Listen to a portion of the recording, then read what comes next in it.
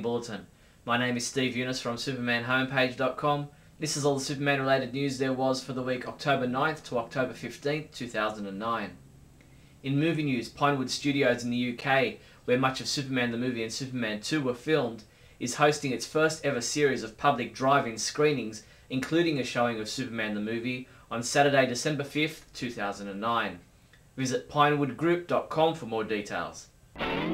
In TV news, Peter McDermott updated our Smallville episode guide with his summary of the most recent Season 9 episode, Rabid, while Neal Bailey and Douglas Trumbull have written their reviews for this same episode, with Neal giving it a 1 out of 5, while Doug gave it a 4.5 out of 5.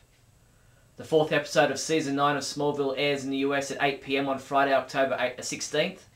Titled Echo, this episode sees the Toyman crash a Queen Industries party that Oliver is attending, and he threatens to bomb the gala if Oliver doesn't admit he killed Lex. Meanwhile, Jor-El gives Clark the ability to hear what people are thinking.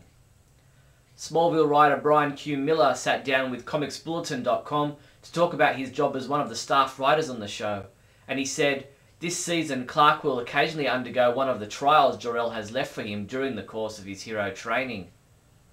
The Destiny Radio Network spoke live with actress Emily Ullerup, who confirmed that she has been cast in the role of Cat Grant for the upcoming Smallville episode titled Crossfire. ScreenRant.com reports that in the same episode will also be introduced to actress Elise Gation, who has been cast as Mia, aka Speedy, Green Arrow's female sidekick. The CW released 21 images from Crossfire, the 6th episode of Smallville, which is scheduled to air on Friday, October 30th. These photos included our first look at Cat Grant and also at Mia. The CW also released 7 images from Roulette, the 5th episode of Season 9 of Smallville, which is scheduled to air on Friday, October 23rd. These images included our first look at Steph's song in her role as the title character, Roulette. Jeff Johns gave out a few interesting bits of information via Twitter regarding his Season 9 Society episode of Smallville. He revealed he went over costume designs for the JSA episode, which airs on January 29th. He also said, "I can't divulge the 3 members in the episode yet, but one of them is someone that should be obvious, a girl who likes stars." According to Matt Roush at TV Guide magazine, we shouldn't count out a 10th season of Smallville, regardless of the Friday night ratings numbers so far. He said, "There's no question Smallville is closer to the end of its run than the beginning, but by all accounts, no one's projecting an end date yet this season." New co-writer of Action Comics Eric S. Trautman spoke with comicbookresources.com about his new job and what it was like finding out that he was writing the Man of Steel. Action Comics 883, co-written by Trautman and Rucker, goes on sale November 11th. Comicbookresources.com and Examiner.com both posted their own interviews with Jamal Igle at the recent Baltimore Comic Con. In regards to Superman comics, he said, "Superman has a big year in 2010. Everything that has been going on culminates to something huge. I can say that it will be the most insane Superman story ever written." DC Comics announced that they will be releasing a collected edition of the entire 12-week run of the Wednesday Comics series. The hardcover collection of the series, which will retail at $49.99, will clock in at 11 by 17 inches, which will present the series in a deluxe big screen format befitting the series, which was originally printed on broadsheet newspaper pages. This hardcover collection of Wednesday Comics is expected to arrive in stores in May 2010. The 22nd episode of the From Crisis to Crisis podcast is now online. The boys discuss the Superman books that came out with a cover date of May 1988, which included Action Comics number 600. Superman comic books we reviewed this week included Superman World of New Krypton number 8, which was reviewed by Ralph Silver, who gave it a 5 out of 5 rating, saying, "While I admit that this issue was a little offbeat, it worked for me." While Michael Bailey reviewed Justice League Cry for Justice number 4, giving it a 4 out of 5 rating, saying, "Despite having some problems with this issue, I remain positive about the series as a whole." Superman comic books shipping this week from October 14th include Action Comics number 882, Adventure Comics number 3, Super Friends number 20, Justice League Cry for Justice number 3 second printing, Trinity Volume 3 trade paperback, Justice League of America When Worlds Collide hardcover, and Justice League of America Infinite Crisis Classic Superman action figure. DC Comics has teamed with Bloomingdale's in the US to begin celebrating the company's 75th anniversary by unveiling a collection of superhero-inspired clothing and accessories by such designers as Psycho Bunny, Jack Spade and John Varvatos. Check out the emerging line of Bloomingdale's exclusive DC Comics t-shirts, now available at Bloomingdale's website.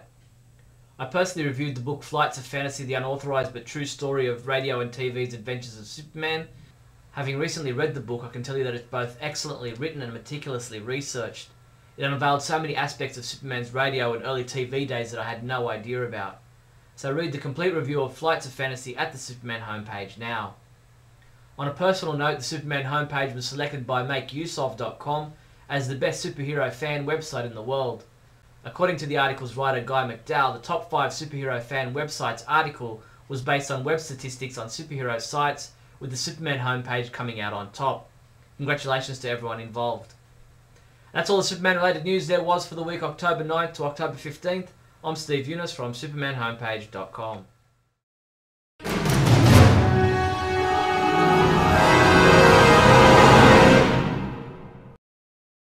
Hello and welcome to the pale blue glow of Bailey Planet. Today I'm going to talk about a very serious subject. Positivity and reviewing. Yes. I seem to be getting a lot of letters from people saying, well, why can't you be positive? Well, if you're going to say such horrible things, why can't you be a little positive too? Why can't you say how great the acting was or how great the story was? Why can't you at least acknowledge that they gave it the old college try? I'll tell you why. Because I got nothing to be positive about. If I did, I'd put it in there. And when you say something positive, it often gets glossed over. Like, for instance, if I were to say, hey everybody, hope you're having a great day. So, I'm going to talk today about herpes. You're not going to be thinking about me saying, have a nice day. You're going to be glossing over that and paying attention to what grabbed you and pulled you in. And that's a lot of the art of reviewing. And I know I don't talk about it too much outside of the Smallville review, but one thing you learn as a writer is that you've got to grab people's attention. Like, you'll notice this Bailey Planet, I've been talking more directly to the camera and in a louder tone of voice, and I've been gesturing a little bit more. It's one of those things that you can turn on and you can turn off, and writing, it's usually a conscious choice. Now, on the other hand, opinion is not a conscious choice, and this is something that has to be emphasized because people don't seem to understand that on the internet. The difference is, this is a white microphone. Absolutely true. This microphone is the best microphone on the market. That is a subjective opinion, and if you think that that microphone stinks, it's not your duty to write into me and say, you know what, you just need to be more positive, or need to be more negative. Or, you know, like if it were the reverse, like if I said, this microphone stinks, pop, whoop. You don't have to write me and say, you should be more positive. Because, see, that's the nature of opinion. You can take it or leave it. And to criticize somebody for criticizing something is utterly ridiculous. It has driven me systematically away from the internet. It's taken me from a point where I would respond to absolutely everything I received with regards to the Superman homepage, to the point of where I'm wary of even responding to the people with good intentions, because there are trolls with good intentions. This is not an indictment of you. It's an indictment of the way that the process of the internet works. And the reason I'm doing this as a Bailey Planet is not to beat a dead horse, but to say that if you write me, and if you say something to me on a comment board and I don't respond, it's not because I malign you, and it's not because I don't think you're cool, and it's not because I am too chicken to stand up for my words. It's because too often I've been baited in by trolls. So, I'm better at responding to emails, I'm better at stuff posted on my site, nealbailey.com, or I'm better at my Twitter, which is out there. But if you comment, I'm going to stay off the comment boards for a while. I made a decision to last year. I tried to come back on this year. Didn't work out so well. So I'm going to try and be smarter and more positive and not stick around the negativity, if that makes sense. Bailey Planet is sponsored by Gibbo.